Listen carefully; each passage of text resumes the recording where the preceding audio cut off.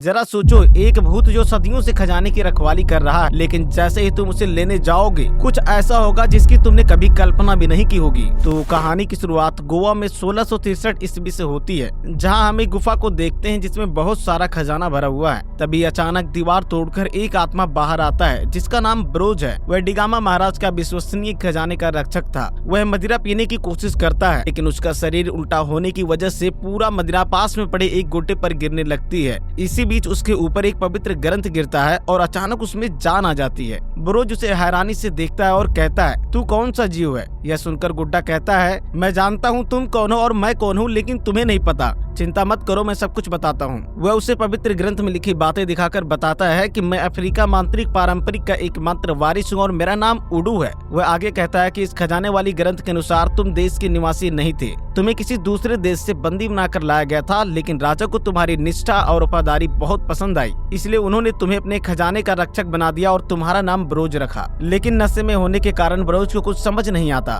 तब उडू उसे समझाता है कि भले ही तुम शरीर से बड़े हो, लेकिन तुम्हारा रास्ता दिखाने वाला मैं और ये ग्रंथ है। तभी अचानक कुछ विदेशी चोर गुफा का दरवाजा तोड़ने लगते हैं। उडू ब्रोज को डिगामा महाराज को दिया वचन याद दिलाता है कि तुमने उनके खजाने की रक्षा करने का वादा किया था, लेकिन नशे में धुत ब्रोज उन चोरों को देखकर छिपने लगता है। इसी दौरान गुफा में रखी कुछ पुरानी चीजों को देखकर उसकी याददाश्त वापस आ जाती है। उसे समझ आता है कि यह वास्तव में खजाने वाला तहखाना है और उसकी रक्षा करनी होगी। इसी बीच एक चोर इसाबेल की कान की बाली चुरा लेता है जो राजा की प्रिय बेटी की थी। यह देखकर ब्रोज गुस्से से आग बबूला हो जाता है और सभी चोरों की धुलाई कर देता है। वह एक एक करके सभी को बुरी तरह से पीटता है। यही हमें पता चलता है कि ब्रोज एक भूत होने की वजह से किसी को दिखाई नहीं दे रहा था। यही कारण था कि सभी चोर डर के मारे गुफा से बाहर भाग जाते हैं। जब ब्रोज भी उनके पीछे जाने की कोशिश करता है, तभी दरवाजे बंद हो जाते हैं और उसके पैरों में बेड़ियां पड़ जाती हैं। उडू ग्रंथ में देखकर बताता है कि खजाने की रक्षा करने वाले का बाहर निकलना मना है, लेकिन वह यह भी कहता है, पहली बार आए लुटेरों की जान बख्शकर तुमने अच्छा किया, इससे हमें फायदा होगा। वे बाहर जाकर भूत के बारे में बताएंगे जिससे सारे शहर वाले आने से डरेंगे। लेकिन यह देखकर ब्रोज बहुत परेशान हो जाता है कि अचानक वे लोग डरकर यहाँ से भाग क्यों गए। इसलिए उडू उसे आईने के सामने लाकर उसकी सच्चाई बताने की कोशिश करता है कि अब तुम एक भूत हो। यह सुनकर ब्रोज को याद आता है कि कैसे माया नाम की एक मांत्रिक ने काले जादू से उसे गुफा में हमेशा के लिए कैद कर दिया था। यह जानकर ब्रोज का दिल पूरी तरह से टूट जाता है और उसकी आंखों से एक आंसू निकलता है जिससे एक तेज नीली रोशनी निकलने लगती है। आगे तुम्हें पता चलेगा कि इस आंसू से क्या होगा। उसके बाद हम प्रेजेंट टाइम में देखते हैं जहां सुजैन नाम की औरत अपने करीबी रिश्तेदार को एयरपोर्ट पर लेने आती है। यह व्यक्ति भारत का बहुत बड़ा बिजनेसमैन है जिसका नाम रॉन है। वह यहाँ पर राजा डिगामा महाराज के महल को तोड़कर एक कैसीनो बनाना चाहता है। इसी दौरान हम उसकी बेटी इसाबेल को देखते हैं। आपको बता दूं, यही लड़की पूरी मूवी की मुख्य किरदार है। यहाँ इसाबेल अपने गैंग से बात करती हुई दिखती है। इसके बाद हमें फ्लैशबैक में पता चलता है कि इसाबेल अपने स्कूल में एक गैंग के साथ रहती थी जो वहाँ के बच्चों और प्रिंसिपल को बहुत ज्यादा परेशान करती थी। इस वजह से उसे स्कूल से सस्पेंड कर दिया जाता है। क्योंकि इसाबेल की माँ बचपन में ही मर चुकी थी, इसीलिए रॉन उसे गोवा अपने साथ लेकर आता है। जैसे ही इसाबेल का पैर जमीन पर पड़ता है, हेरी बीबी लावा नाम की एक घड़ी घूमने लगती है जो कई सौ सालों से बंद थी। यह इस बात का संकेत था कि खजाने का उत्तराधिकारी यहाँ पहुँच चुका है। उधर जैसे ही रॉन चर्च पहुँचता है, देखता है कि भारी जनसंख्या कैसीनो को बंद करने के लिए प्रदर्शन कर रही है। वहीं एक छोटा लड़का इसाबेल को एक नोटिस पेपर देता है, लेकिन तुरंत ही एक पुलिस वाली उसे वहाँ से भगा देती है। दरअसल इस चर्च में कई बिजनेसमैन की मीटिंग चल रही थी क्योंकि डिगामा महाराज के महल की नीलामी होने वाली थी। रॉन किसी भी हालत में इस महल को खरीद कर वहाँ एक कैसीनो खोलना चाहता था। इधर इसाबेल वहाँ बोर होने लगती है, इसीलिए वह पास के म्यूजियम में चली जाती है। वहाँ उसे मेंडोसा नाम का एक आदमी दिखता है जो डिगामा महाराज की हवेली की रक्षा करता था और आए हुए टूरिस्ट को हवेली के बारे में जानकारी दे रहा था। जैसे ही उसकी नजर इसाबेल पर पड़ती है, वह चौंक जाता है क्योंकि उसकी शक्ल महाराज की बेटी की तस्वीर से हूबहू मिल रही थी। इससे पहले कि वह कुछ कर पाता, इसाबेल वहां से निकल जाती है और एक लड़के से दोस्ती कर लेती है जिसका नाम छोटा है। छोटा उसे अपने गांव घुमाने ले जाता है। रास्ते में वह इसाबेल से कहता है, तुम बाप बेटी यहाँ कैसीनो बनाने आए हो ना, लेकिन वह भूत हमारे घर को कुछ नहीं होने देगा। इसाबेल को भूतों पर ज्यादा विश्वास नहीं था। छोटा बातों ही बातों में उसे अपनी चाची से मिलवाने ले जाता है जो एक मांत्रिक है और अफ्रीका से आए हुए मसाकार वंश की सदस्य है। हम देखते हैं कि यह वही माया है जिसने पिछले जन्म में बरोज को गुफा में कैद किया था। इसाबेल उसका भयानक रूप देखकर वहाँ से भाग निकलती है। उधर मेंडोसा इसाबेल को देखने के बाद सीधा हैरी बिबिलावा को देखने जाता है और उसे चलता हुआ देखकर एक पुरानी तस्वीर लेकर माया के पास पहुँच जाता है। वह माया को बताता है कि हैरी बिबिलावा की प्रक्रिया शुरू हो चुकी है क्योंकि वह लौट आई है। दरअसल मेंडोसा और माया दोनों खजाने को चुराना चाहते थे क्योंकि दोनों का पुनर्जन्म हुआ था, इसलिए उन्हें खजाने के बारे में पूरी जानकारी थी। लेकिन उन्हें यह भी पता था कि बरोज के रहते हुए गुफा में कभी नहीं जा सकते क्योंकि उसकी शक्तियाँ वहाँ पर बहुत ही ज्यादा प्रभावशाली रहती थी। इसीलिए वे उसे गुफा से बाहर निकालने की योजना बनाने की बात करते हैं। इधर जब ईसा घर आती है तो रॉन उससे प्रदर्शनकारियों के साथ घूमने पर बहुत ज्यादा नाराज होता है। लेकिन ईसा नहीं चाहती थी कि वह कसिनो कभी बने क्योंकि इससे उसके दोस्त का घर भी टूट जाएगा। इतना कहकर वह अपने कमरे में चली जाती है जहां उसे अपने कमरे में एक तेज नीली रोशनी चमकती हुई दिखती है। यह वही बरोज के आंसू थे जो अब ईसा को खजाने का रास्ता दिखा रहे थे। ईसा आंसू का पीछा करते हुए म्यूजियम तक पहुंच जाती है जहां अपने आप तहखाने का दरवाजा खुल जाता है। जैसे जैसे ईसा अपने कदम बढ़ाती है सीढ़ियां अपने आप पैरों के नीचे आती जाती हैं। लेकिन फिर भी वह डरते हुए आगे बढ़ती है जहां अचानक वह हवा में उड़ने लगती है। अपने आप मसाले जल उठती है और उसे रास्ता दिखाने लगती है। वह एक दरवाजे के पास पहुंचती है और जैसे ही हाथ बढ़ाती है दरवाजा अपने आप खुल जाता है। उधर बरोज के पैरों की बेड़ियां खुल जाती हैं, लेकिन वह एक मकड़ी को देखकर डरकर वहां से भाग जाती है। हालांकि इस बार दरवाजा बंद नहीं होता और बाहर पटाखे और लोगों की आवाजें गूंज रही होती हैं। यह सुनकर बरोज खुश हो जाता है कि अब वह बाहर जाकर महाराज का स्वागत कर सकता है और इसाबेल को गोद में उठाकर प्यार कर सकता है। उसे यह भी लगता है कि महाराज अपने वादे के मुताबिक 1 महीने के बाद लौट आए हैं क्योंकि उसे नहीं पता था कि वह कितने सालों से गुफा में बेहोश पड़ा था।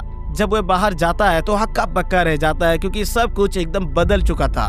भूत होने की वजह से उसे कोई भी इंसान देख भी नहीं पा रहा था। तभी हम फ्लैशबैक में देखते हैं जहां महाराज की किले पर अचानक हमला हो गया था और उन्होंने बरोज को खजाने की रक्षा के लिए कहा था। साथ ही वादा किया था कि वो 1 महीने के अंदर वापस आ जाएंगे। इसी कारण से सभी ने खजाने को एक तहखाने में छुपा दिया था। लेकिन उडू बताता है कि खजाने की रक्षा करते हुए पूरे 4 शतक बीत चुके हैं। यह जानकर कि अब कोई लौट कर नहीं आएगा बरोज बहुत उदास हो जाता है। लेकिन उडू उसे समझाता है कि रोने देने से कुछ नहीं होगा। उसे डिगामा महाराज के दिए वचन के अनुसार खजाने की रक्षा करनी होगी और उनके उत्तराधिकारी के आने पर अपने हाथों से खजाने की चाबी उसे लौटानी होगी। तभी उडू बरोज को ईसा का मोबाइल दिखाता है जिसमें उसका फोटो लगा था। वह उसे बताता है कि 3 दिन बाद पूर्णिमा की रात है और उसे खत्म होने से पहले हमें खजाने की चाबी उसके उत्तराधिकारी को देनी होगी। अगर वो ऐसा नहीं कर पाए तो जब तक दुनिया खत्म नहीं हो जाती है उन्हें खजाने की रक्षा करनी पड़ेगी। लेकिन अब हैरी बिबिलावा भी घूमना बंद कर चुका था, इसलिए बरोज अपनी वफादारी साबित करने के लिए किसी भी कीमत पर खजाने उसके उत्तराधिकारी को लौटाने का ठान लेता है। लेकिन यह उत्तराधिकारी की सही पहचान कैसे करेंगे?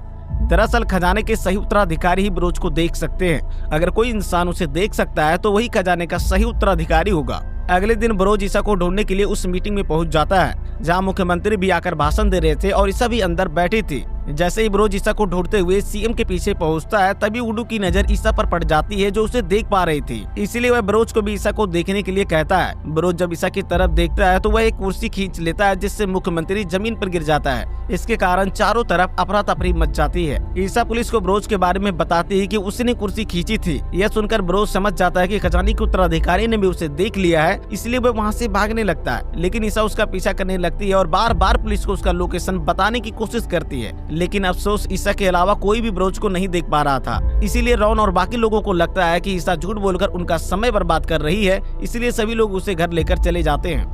इधर माया अपनी जादुई शक्तियों से पता लगा लेती है कि बरोज तहखाने से बाहर आ चुका है और अगर इन लोगों को उसे मारना है तो सिर्फ 3 दिनों के अंदर योजना बनानी होगी। इधर पुलिस सीसीटीवी फुटेज को बार बार जांचती है, लेकिन उन्हें यह नहीं पता चलता कि आखिरकार मुख्यमंत्री को किसने गिराया था। ईसा भी सबको बार बार एक ही जवाब देती है कि उसने एक मोटा दाढ़ी वाला इंसान देखा था जिसने कुर्सी खींची थी। लेकिन जब पुलिस उसकी बातों पर विश्वास नहीं करती तो वह गुस्से में कहती है, ठीक है मैंने कुछ नहीं देखा, और वहाँ से चली जाती है। इसके बाद वह देखती है कि समुद्र के बीचों बीच एक खंभे पर बरोज बैठा है। डरते हुए ईसा आगे बढ़ती है और उसे पता भी नहीं चलता कि वह पानी के ऊपर चलने लगी है। वह बरोज से पूछती है तुम कौन हो, लेकिन बरोज जवाब देता है जो नाक पर ये गुस्सा है ना उसे छोड़ोगी तभी बताऊंगा। फिर वह उसे पूरी सच्चाई बता देता है कि वह डिगामा महाराज के खजाने का रक्षक है और ईसा क्यों उसे देख पा रही है। यह सुनकर ईसा हंसने लगती है और उसे इन सब बातों पर थोड़ा भी यकीन नहीं होता, इसलिए बरोज उसे कार्टून बना देता है और पूरी सच्चाई समझाता है कि जब उसे खजाने की चाबी मिलेगी तभी उसे मुक्ति मिलेगी। जब ईसा पानी से बाहर निकलती है तो वह सच में भीग चुकी थी, जिसे देखकर रॉन उसे डांटता है। इसके बाद ईसा ब्रोज से नाराज होकर बैठ जाती है।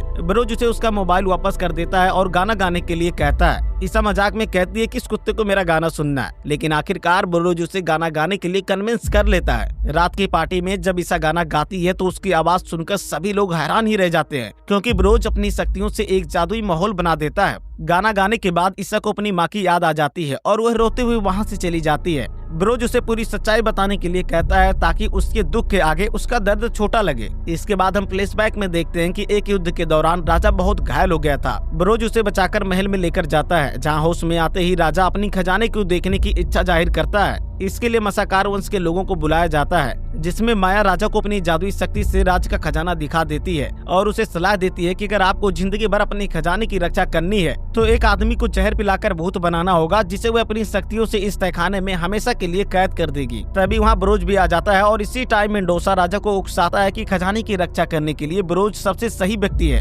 राजा बिना सोचे समझे तुरंत ब्रोज को जहर पीने के लिए कह देता है। ब्रोज राजा का बहुत वफादार था, इसलिए वो उसकी बात तुरंत मान जाता है। ईसा और उसकी माँ इससे बिल्कुल संतुष्ट नहीं थी, लेकिन राजा के आदेश पर ब्रोज जहर पी लेता है। इसके बावजूद राजा तहखाने में ब्रोज के पीठ में खंजर घोंप देता है। माया अपने तंत्र मंत्र से उसके घाव के जरिए सांप भेजती है और इसी वजह से उसके सिर पर टैटू बन जाता है। ब्रोज इस खजाने का रक्षक है, इसकी गवाही के लिए वह उडू को भी अपने जादू से बना देती है और ब्रोज को दीवार में हमेशा के लिए दफना दिया जाता है। ईसा यह सुनकर बहुत उदास हो जाती है और अपने पापा के लिए खुद माफी मांगती है कि उन्होंने उनके परिवार के लिए कितना दर्द सहा। वह खजाने का एक छोटा हिस्सा गरीब लोगों को देना चाहती थी, लेकिन ब्रोज कहता है मेरी जिम्मेदारी थी इस खजाने को तुम्हें सौंपना, अब तुम इसका क्या करोगी यह तुम्हारी जिम्मेदारी है। इसके बाद ब्रोज उसे खजाने की चाबी देने लगता है, लेकिन ईसा अचानक चाबी लेने से मना कर देती है, क्योंकि उसे पता था कि अगर वह चाबी ले लेती है तो ब्रोज इस धरती से चला जाएगा, इसलिए वह वहाँ से भाग जाती है। इधर उडू ब्रोज को समझाता है कि ईसा बिना चाबी लिए चली गई और अब उसके पास केवल एक दिन बचा है। इसके बाद ईसा सीधा अपने पिता से माफी मांगती है। उसके पिता उसे बताते हैं कि स्कूल में उसका सस्पेंशन हटा दिया गया है और अब वह स्कूल जा सकती है। यह सुनकर ईसा समझ जाती है कि यह जरूर ब्रोज पापा ने ही किया होगा, लेकिन रॉन को समझ नहीं आता कि ईसा क्या कह रही है। इसके बाद ईसा कहती है कि आप इस महल को जरूर खरीद लेना और यहाँ पर कसिनो मत बनाना, क्योंकि यह हमारा पारिवारिक खजाना है। इधर माया अपने तंत्र मंत्र से डिगामा महाराज के रूप में एक दुष्ट आत्मा को बुलाती है, जिसे मेंडोसा तहखाने के दरवाजे पर रख देता है, ताकि जब ईसा अंदर जाए तो वह आत्मा भी उसके पीछे अंदर चली जाए और ब्रोज को जान से मार दे। इसके बाद माया जादुई कुंड से ईसा को तहखाने के दरवाजे पर भेज देती है और दरवाजा खुलते ही वह दुष्ट आत्मा भी अंदर घुस जाती है। इसके बाद वह आत्मा पानी में चली जाती है, जिसे माया अपने जादू से राजा डिगामा के रूप में बना देती है। राजा डिगामा को सामने देखकर ईसा भी हैरान रह जाती है और उसके पास जाने की कोशिश करती है, लेकिन वह दुष्ट आत्मा अपने जादू से लोहे की बहुत बड़ी सेना बना देती है, जो ईसा को जान से मारने वाली थी। तभी ईसा को बचाने के लिए वहाँ पर ब्रोज आ जाता है। क्योंकि ब्रोज की ताकत तहखाने में बहुत ज्यादा थी, इसलिए वह एक एक करके सभी को खत्म कर देता है। तब वह डिगामा को सामने देखकर खुश हो जाता है, क्योंकि उसे लगता है कि वह उसका महाराज है। लेकिन तभी डिगामा एक बार फिर ब्रोज के सीने में तलवार आर पार कर देता है। अब ब्रोज भी समझ जाता है कि यह कोई दुष्ट आत्मा है और वह ईसा को मारना चाहती है, इसलिए दोनों के बीच जबरदस्त लड़ाई शुरू हो जाती है। ईसा मिरर के सामने खड़ी हो जाती है, तभी माया मिरर से उस पर हमला करती है, लेकिन ईसा वहाँ से भाग जाती है। ब्रोज जैसे ही दुष्ट आत्मा को मारता है, उसके सिर से दोनों सांप निकल जाते हैं, जिससे उसकी शक्तियाँ कम हो जाती है और हम देखते हैं कि एक और दुष्ट आत्मा डिगामा के रूप में खड़ा है, जिसे माया अपने जादुई कुंड से कंट्रोल करने लगती है और एक बिच्छू का हाथ बनाकर ब्रोज का गला दबाने लगती है। इसी बीच ईसा उसे रोकने की कोशिश करती है, लेकिन वह उसे दूर फेंक देता है और ब्रोज को जान से मारने ही वाला था।